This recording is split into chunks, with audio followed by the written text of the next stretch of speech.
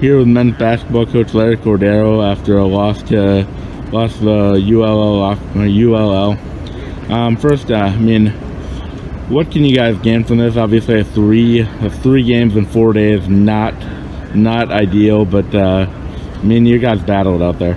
Coach Marlin and staff, they've put together a very big and talented roster. And this game will only help us moving forward.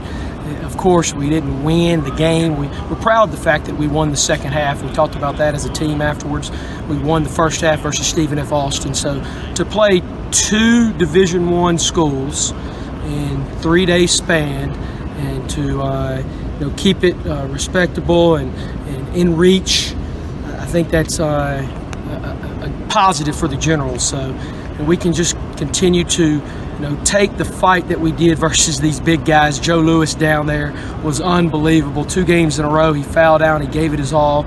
If we can take this same Division I mentality to equal opponents, I like us moving forward as we wrap up our first semester games at home on Saturday. We've got Southeastern Baptist at 2 o'clock. Our guys have played a lot of basketball in the last 2 weekends.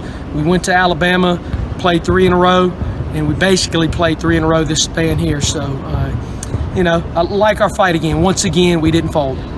And then Jalen Perkins had a nice game, 16 on 8 of 15 shooting. So that's got to be really nice to see him play well tonight.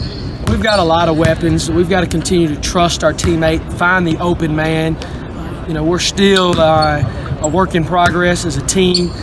Most times we like to push the ball, but tonight it was hard because that's what they wanted us to do. It played into their hands. So when we came down and took a quick shot and missed, they came down and got a great shot. But whenever we made them guard and whenever we were able to set our defense up, the outcome was better. Yeah, and then Jakeem and Abney showed the last 2 games against Stephen F. and Lafayette. He proved the stage was not too big for him. Scoring 19 the other day, and I believe he had 12 or 14 the other day or today. So I mean, he's definitely proved he belongs on the big stage. Very unselfish team player. If you asked him to start, he probably would say, "No, coach, I want to come off the bench." He's that type of guy. He's got to play, whether it's more minutes, but he gets out there and just has an edge, has a confidence about him, and a lot of these guys do. I like this team.